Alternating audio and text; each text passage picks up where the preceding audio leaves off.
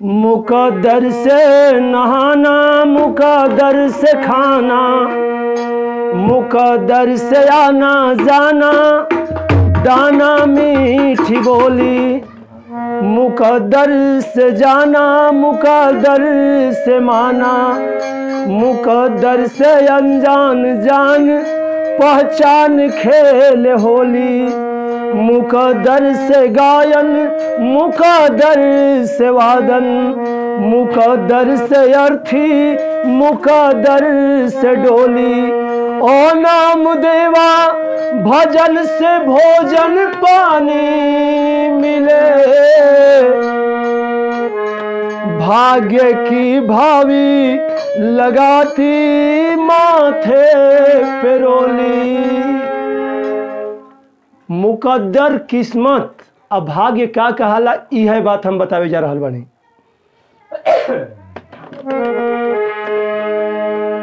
कि जैसा को तैसा मिले ओम को व्योम, ऐसा वैसा कुछ नहीं, रोम रोम है मोम। बात देखिए हम बता रहल बानी, कहाँ के बात बेकेकर बात बे, कैसन बात बे।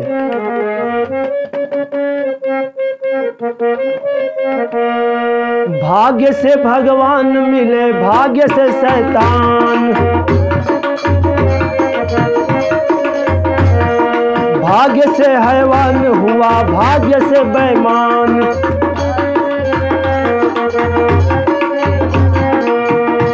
भाग्य भावी की आई एक कहानी है, एक राजा को एक पुत्री एक रानी है। तनी बात समझ लो, एकदम कहानी साफ साफ समझ में आ जाए। भाग्य किस्मते के बात बा। हर जगह एगो राजा रहलन आ उनकी एगो रानी रहली आ एगो उनकर लड़की रहली। राजा में या रानी में एक दिन झगड़ा हो गई। संजोग झगड़ा होला ना रहते संभ्या, इत झगड़ा डेगे डेग होता। राजा रानी में झगड़ा हो गई। आज जब झगड़ा हो गई तब भइल का, अपने में लोग बहस के। एगो मेहरारू के मर्द नौकरी करते रहे, वह मेहरारू करे रहे आज आग लागो ये सैया तो हरी नौकरिया ये गोटी कुला बिना, तारा शवला जियरा मोर ये गोटी कुला बिना।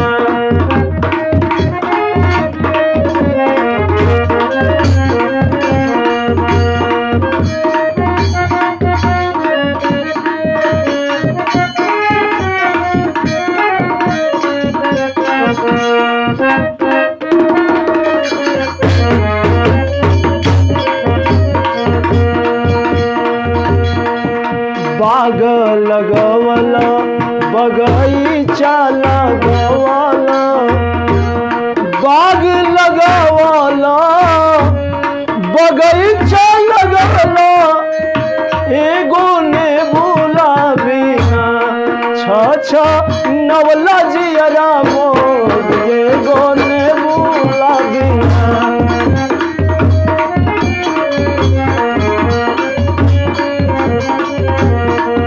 कोठा उठावला अटारी उठावला, कोठा उठावला अटारी उठावला, एगो खीरा की बिना छ नवला जियरा मोर एगो खीरा की बिना।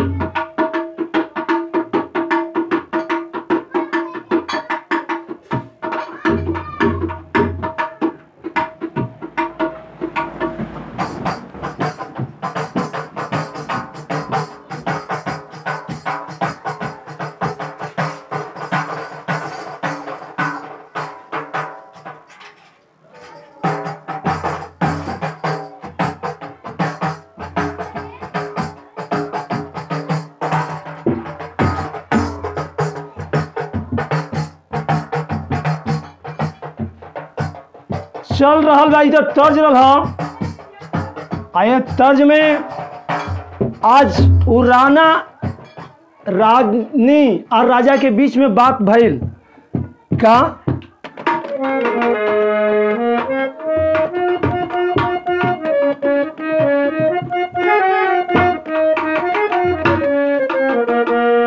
राजा से रानी कहली कि कचहरी लगाओ तड़ो तोहार कचहरी हाय रे तोर कचहरी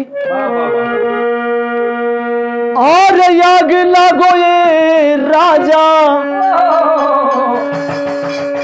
तोहरा कचहरिया एगो बेटा बिना तोरा सवला जियरा मोर एगो बेटा बिना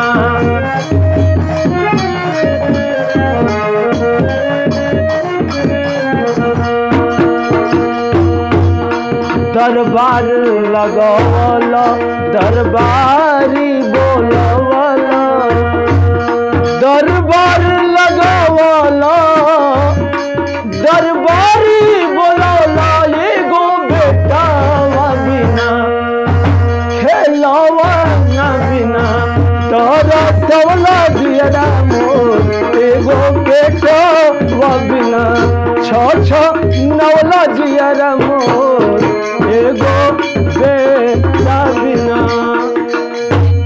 आदमी कहेलो कि काठ के जितने छिलवा चिकन होई आ बात के जितने छिलवा उतने रुखड़ा होई। बात पे बात बढ़े लागल आ बात यहाँ तक पहुँचाइल का अरे आजा पांजा में कहब ना तो हसे रानी जवानी भूलाया पर राजा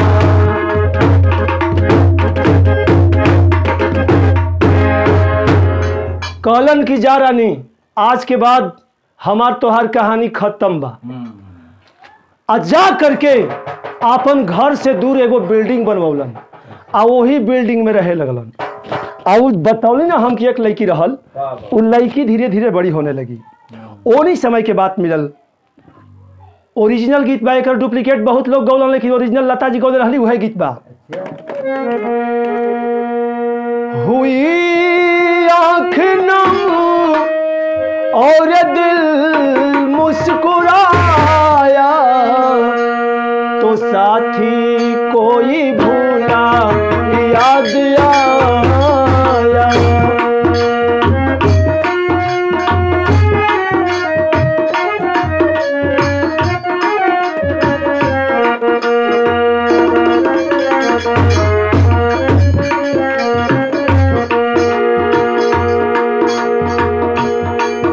ओरिजिनल बा एकर कॉपी कई के बहुत लोग बहुत गीत गावल लेकिन हई देखी आज उ लड़की धीरे धीरे जब बड़ होखे लागल रानी सोचली कि राजा तक कह के दूर ही चल गई काम करी हाँ कि ना करी हाँ अब कैसे बात बनी।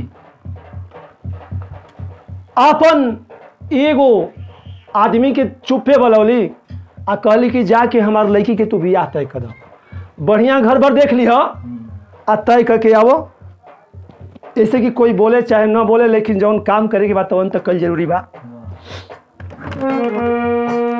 जाके वो आदमी पहुंच गई बा शंकर जी के हैं आ देखले बा कि चचड़ा के भस्मी रमौले बड़ा बैठल बनो गिरी पे पूछले बा कि बाबा बियाह करो तो कहलन कि अब जैसन तोहार इच्छा तो बियाह कल ही कहलन कि ठीक बा। जाके आ गई रानी से बतौलस कि उ तो कहत रह कि हम शंकर जी हैं तो हम जानले हैं कि शंकर जी भंडारी कहल उनका के कोनो कमी नहीं खे आ तय कर देनी। रानी बड़ा खुश भइली कि तय करके आ गिला ठीक बा कि भोले भइलन तैयार तू तैयारी करहो हई भावी बरियार जन बरियारी करहो।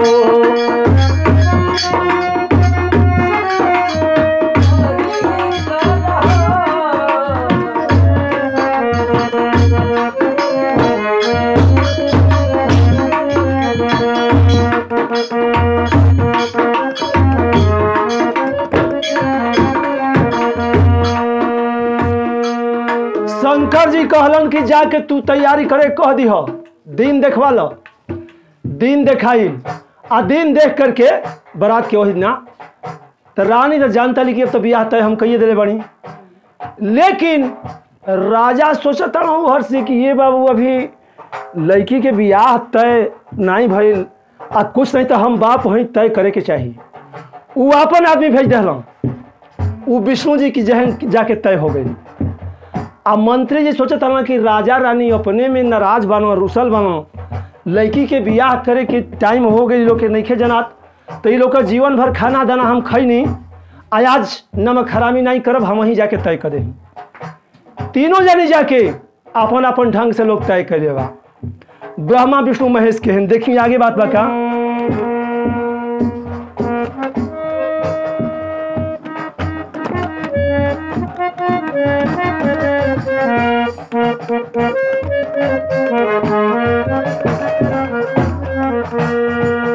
मंत्री जी सोचा था राज घराना पड़ल बतवाही में, अपने मारा मारी भइल बा। राज घराना पड़ल बतवाही में, मंत्री मन में सोचा आपन खर खाही में।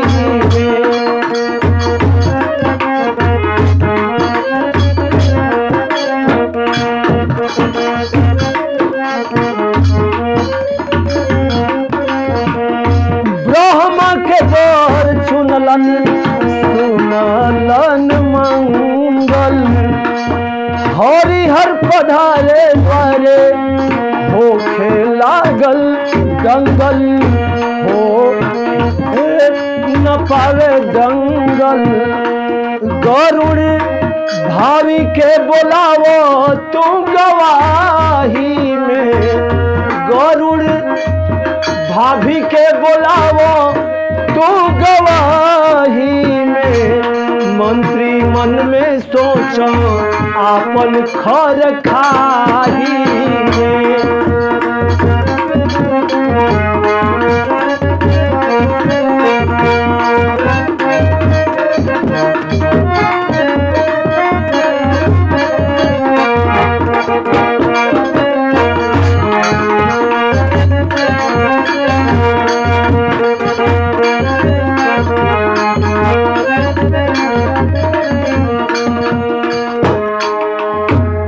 बतौली ना आज भाभी जौना के लोग कहला भाभी बड़े बरियार होले। एक जानी ब्रह्मा जी के हैं तय कर देना, एक जानी विष्णु जी के हैं, एक जानी महेश के हैं। एक लड़की की शादी, एक ही लड़की के शादी या कोई से बतौले नहीं खे। सब जानता है कि वो नहीं करिया हम कर दही, वो नहीं करिया हम कर दही, बोल चाल है नहीं खे। लेकिन संजोग देखी कि दिनवा एक के रखा गई। ब्रह्मा जी कहना कि ठीक बा हम ये बुढ़ापा में शादी कर तो मैंने हम जानता नहीं कि नए उम्र के बानी। सबकी बारात आने लगी। मंत्री जी जौन तय कर देना अपन दुल्हा, तो वो मंत्री जी सोचना कि जब नजदीक आई तब हम बता दे। तो तब से नजदीक आए के मतलब ढेर नजदीक आ गए, तब वो कहे के भुला गई। एक दिन एकदम नजदीके जलना कि अब 2 दिन के टाइम रह गए बाबू, अभी हम नहीं बताओ कि रानी से कि ब्याह ठीक कैले बनी। आज तब तक राजा भी अपन आदमी से कहना कि 2 दिन के टाइम रह गए हो, तू नहीं बतौल। आ राजा कहना कि अच्छा हमारा घरे कमी क्या बा, वही दिन बताओल जी, वही दिन सब तैयारी हो जाई। ना आदमी कम बनो न पैसा कम बा। आखिर आ तब तक मंत्री जी एक दिन अपन खाना छोड़ के, ब्याह के टाइम ढेर नजदीक आ गई, तो अपन खाना छोड़ के आ दौड़ा लाओ तो हम कि जाके रानी से हम बता दे। आ तब ले जब गई तो देखा था कि मंगल गवाता, तो कहना कि बुझाते कि हम तय कर दिले बनी, बतिया रानी जी के पता चल गई बा। यही से अब का बतावे के बा, फिर लौट गई अपना घरे। अब नहीं बताओ ना। जिस दिन शादी के दिन रखाइल बा वो दिन 3 गो बाराती बारात लेके आ गई। ब्रह्मा विष्णु महेश तीनों पहुंच गईलन। बड़ा सोचे वाली बात बे। उनसे कहल कि तोहके के बुलावल, वो कहलन कि हम के बारात हमार बुलावल गइल बा। रानी अपन आदमी से पूछली तो रानी का बतौना कि ना हाँ ठीक, शंकर जी के हम ही तय कैले बनी। मंत्री जी कहलन कि ब्रह्मा जी के हम ही तय कैले बानी, राजा के आदमी बोला है कि विष्णु जी के हम ही तय कैले बानी। तब कहलन कि लड़की एक शादी ये तीनों से कैसे हुई, वाह फैसला करे के बाद राजा सोचल कि हमार तय कैल दुल्हा जीत जाए, रानी सोचली कि हमार तय कैल जीत जाए, आ मंत्री जी सोचल कि हमार तय कैल जीत जाए। हमार मिला आ कोई कोई से कहत नहीं खे, लेकिन रानी रहली समझदार, कहली कि ये मंत्री जी राजा हमसे बोलन चाहे न बोलन, तू साफ कुछ कहत नहीं खा, सुनत नहीं खा, तू राजा के बोला कि आवाज हमरा के हैं। आज 3 जगह के बारात आयल, तू लोग हई बोला कि अब होई का। राजा कहलन कि हम तो चाहते नहीं कि अब लड़की एक ही भी आ, तो लड़की के बंद क के भेज दिया जाए, चल जाए कोनो एगो टेंट में, जेकर टेंट सबसे दूर होके। तो एगो टेंट शंकर जी के टेंट सबसे दूर लगावल गई रहे। शंकर जी के टेंट में कहाइल कि ले जइह। तो एगो बड़ी समझदार आदमी के संदूक में वो लड़की के बंद करवा के सिन्होरा सेनूर दे के आ कहाइल कि ले जा वही टेंट में दूल्हा से बियाह करा दिह, आ ओकरे बाद बाकी दूल्हा से टेंट से हमनी के समझ रहे जी। तो ओहर टेंट और जब बड़ी वो संदूक जा रहा बा, ओ संदूक के बॉक्स के देखलन विष्णु भगवान कहलन कि ये गरुड़ जी हौ होतना बढ़ जाता हो, हर का जाता हो। तो ये कहलन कि अब तो सरकार हम का जानी। तो कहलन कि हमनी के टेंट नजदीक बा, कुछ अबे नहीं कही, आओ दूर टेंट लगल बा, होहर होतना बड़ बक्सा में जाता देखा। था गरुड़ जी सोचना कि ओमा नाश्ता पानी जाता, आ गरुड़ जी ओके झपट के कैलन का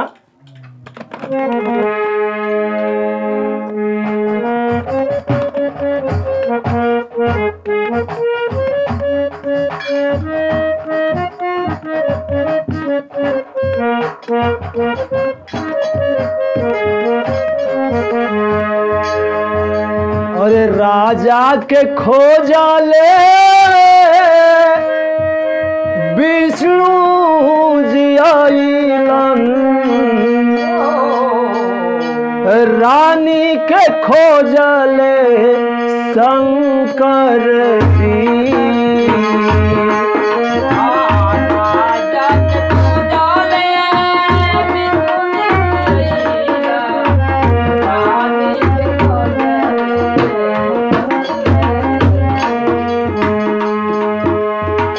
तब मंत्री के खोजले ब्रह्मा जी आइलन, मंजूषा उड़ावलन गरुड़ जी। मंत्री के खोजले ब्रह्मा जी आइलन, मंजूषा उड़ावलन गरुड़ जी। बतौली ना वो टेंट लेके लोग टेंट में जाता, मंजूषा वह बक्सा संदूक जौन बतौली हो, गरुड़ जी मरलन झपटा आ मार के आ सोचलन कि ये टेंट के कोनो अब टेंट में के लेके हम नहीं जाइब। कब्बे के बारात आइल बा, कियन का हिजा गिजी भइल बा, पहले हम खाना खा लेही, हमके लगत है कि ये में भोजने पानी बा। आ उ ले करके मंजूषा गरुड़ जी उड़ चलन। जब गरुड़ जी उड़ गइलन, उड़ करके जाके धीरे धीरे एगो नदी के किनारे पहुँचल। आ नदी के किनारे पहुँच के आ चुपचाप खोलत हवा कि एमा बा का। तो खोलत हवा तो एगो लड़की सुतल बे, सिन्होरा रखल बा, सिंदूर रखल बा। कहलन कि हई बवाली का हम उठा के ले आइनी। कि नदिया किनारे गरुड़ अब करिहन भोजनवा हो,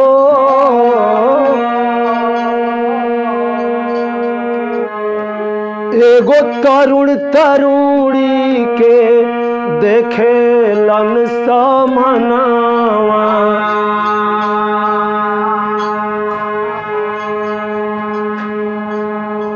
अरे पेटी में बेटी पड़ल,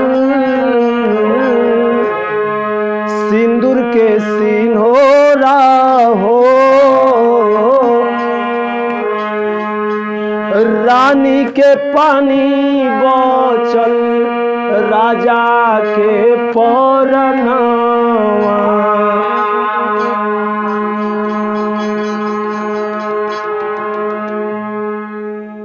गरुड़ जी जैसे ही अपन मंजूषा उतरलन हम भोजन बदे तो बतौली ना कि वो मंजूषा में उ लड़की सिंहोरा सिंदूर पौलन। और लड़की मंजूषा में कब्बे से सौंदाई रहे, लड़की निकलल तो कहल कि भला भैया हवा लगल, बहुत बढ़िया काम कैलो, हवा दे देला तू। तब तक वो लड़की देखती है कि एक बेहोश लड़का गिरा हुआ है नदी के किनारे। वो लड़की उठा के अंजलि से पानी पिलाने लगी। अंजलि से पानी जब पिलाने लगी, 1 अंजलि 2 अंजलि 4 अंजलि 8 अंजलि, तब बेहोशी टूटल बे। धीरे धीरे आउ लड़का इतना पियासल रहल कि वो लड़किया के हथवा ध के पनिया लगल पिए। उसके बाद वो लड़की बोलती है कि देखो हो आज तक हमार हाथ नहीं कोई धैले रहे, हाथ जब तू धैल तो है देखो अब संगे संगे सिंदूर भी आइल बा, सिंहोरा भी आइल बा, अब हम तो के पति मानब। आज उस सिंदूर लड़का लगा दिया। वो राजकुमार था, दुश्मन के राज्य से लड़ाई लगे रहे और घायल होकर के वहीं पे गिर पड़ा था।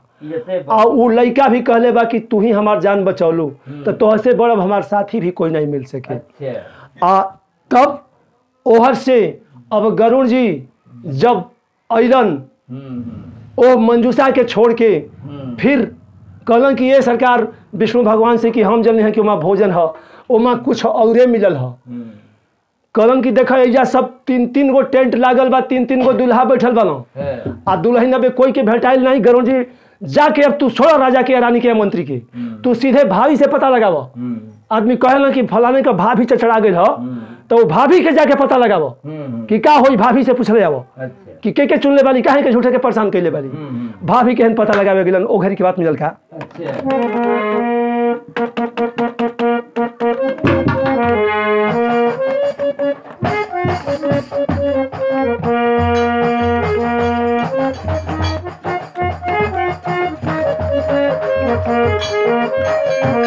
नदी किनारे कोनो ब्रास बैंड पार्टी नहीं रहे कि नदिया किनारे नहीं बजे ब्रास बैंड हो, BF GF lover wife husband हो।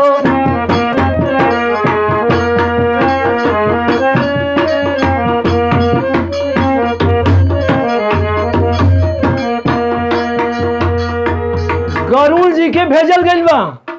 गरुड़ जी गइलन भाभी से पूछे बदे, भाभी से तो देखलन का, आ देख के आके भगवान विष्णु से कहलन कि ये महाराज अब का पूछे के बा, हम देख ले नहीं। विष्णु भगवान कहना का देखल हो, का देखल। शंकर जी कहना का देखल। ब्रह्मा जी कहतन कबे जो हतन जल्दी बोला का देखल। बतौलन है गरुड़ जी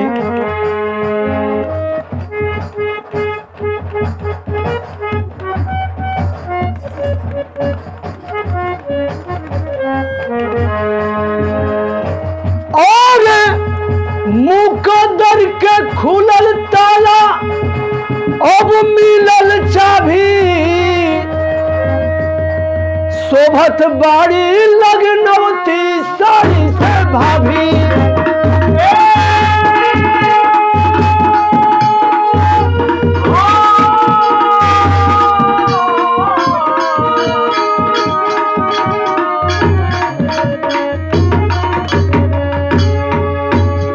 महादेव ईश्वरी छत्रज्ञ गुरु बेचन स्वर्ग सिधारे, धनु बाबा राधे श्याम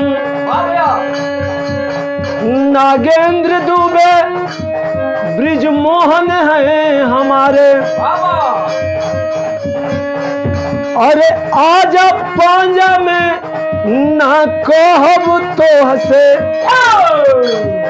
और नाम देवा लोगवा हाथे लोभ मोह से, ना कहब तो से और नाम देवा लोगवा हाथे लोभ ईर्ष्या द्वेष क्रोध मोह से।